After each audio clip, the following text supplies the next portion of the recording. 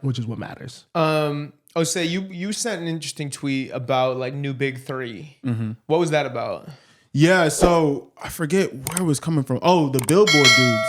So I don't know what their names were, but like Billboard specifically had like some kind of like podcaster segment, and it got clipped up where this one dude was talking about the new big 3 in hip hop. And I believe the names he mentioned were Playboy Carti, Rod Wave, And Travis Scott. Yeah. And I hate to do this because I am such a big fan of Rod Wave, and I just went on that rant. But first, I don't think this list is completely accurate, but I do feel like putting Rod Wave in there is unfair to him because it's still so early in his career, and even though he has music, it just doesn't make sense to put him next to those other 2 names. First of all, because he's not them, you know. And I think he hasn't had enough time to do what the other 2 have done, to be honest, in terms of like changing the dynamic of hip hop. But I thought about it and I was like, I don't know if it was for clicks, but it was also a Billboard podcast, and maybe they're talking based on like streaming and chart data. Rod Wave is killing it. Apparently after this next album, he's supposed to have 90 Hot 100 entries, which is crazy. That's crazy. But like, yeah, I don't know. I don't really like the way he said that. I feel like someone like Tyler makes more sense for that list. But what are your thoughts? I don't really know. I mean, when we're talking about big 3, I feel like I'm thinking rap. Like Cardi stretches it, but like he is like still rap, and to me like Rod doesn't really fit in that lane. No, I agree. Which is why like Rod might sell and make art that like is comparable, but it doesn't really feel right for him to be like a hip hop big 3, right? Because at the end of the day, to me, he's more of a singer than a rapper. Which is why I feel like they did it for clicks, because I'm like, bro, that doesn't even really make sense to me to put them all together. I think it makes sense. I think Rod is a rapper.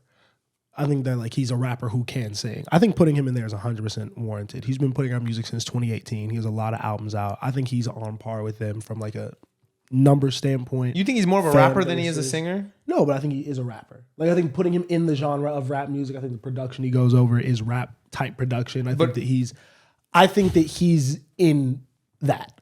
The same way that Drake is. You know what I mean? And there's an argument that what Rod Wave is doing is really like an evolution or an extension of what Drake is 100%. doing. Low key. I think that it is. So I think the reason Tyler isn't in it, because now I'm looking at just like when they all came out.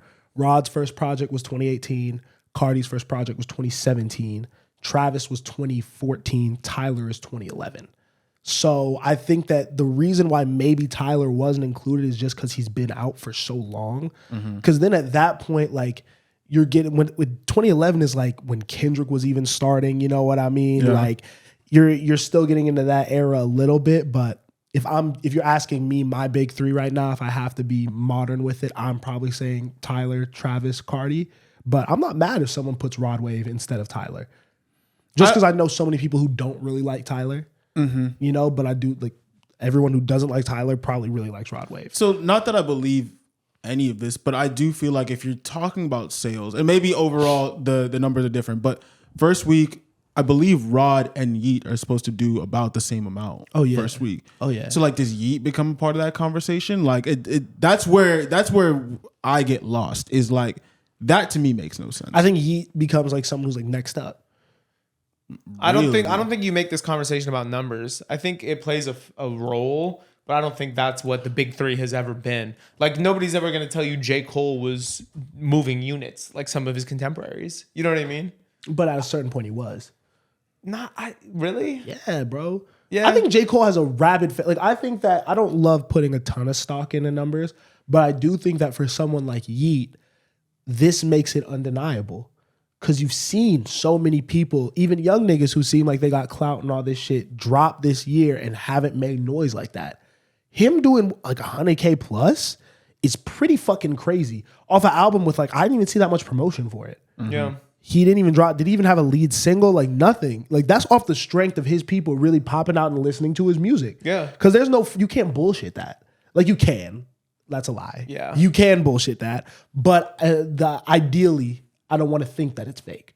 I want to think that there's real kids who are listening to his music. And I think there are. So I'm not mad at that. I think Yeet is definitely next up, but right now in terms of doing it and doing it for a long time, I think you said it right 100%. Tyler, Travis, Cardi. Yeah. It's so interesting with these niches. Like it seems like there is like a very low ceiling. And then once you break that, you kind of just like swallow up the whole rest of the niche from everybody else. Cause I feel like Rod Wave, I feel like in his lane, we saw 2C struggle with numbers. We're seeing, I mean, Lil Baby is not the same, but like he's kind of struggling. Rilo doesn't do the same numbers. You know what I'm saying? Like, but I think 2C is probably the best example where it's like, bro, he had a smash hit. I was shocked. You know? I thought 2C was going to do way more, and I don't listen to his music like that. Yeah. But I thought he was more popular than he was.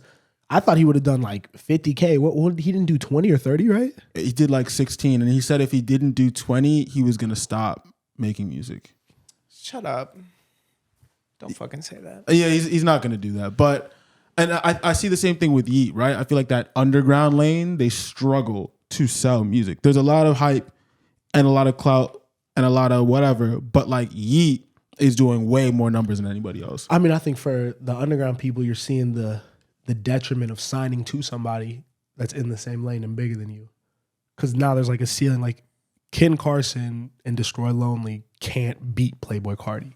Not to say that they would, but like that's just not gonna happen when you're signed to the nigga. You know what I mean? I feel you. So like Yeet at least has the chance to be like, yo, like move around. Like I want to try to compete with this nigga. I see him. He feels like more of a peer to him than like an understudy, even though he is an understudy. You know what I mean? Like he can compete on that playing field, if that makes sense. Yeah. But yeah, I didn't. Have either of you guys heard the album? The Yeet album, no. I haven't at all. But we listened to one song and like we didn't really even listen to it. Like it's that, to be gotten honest. pretty positive reception from what I've seen online, though, more than that 2093 album.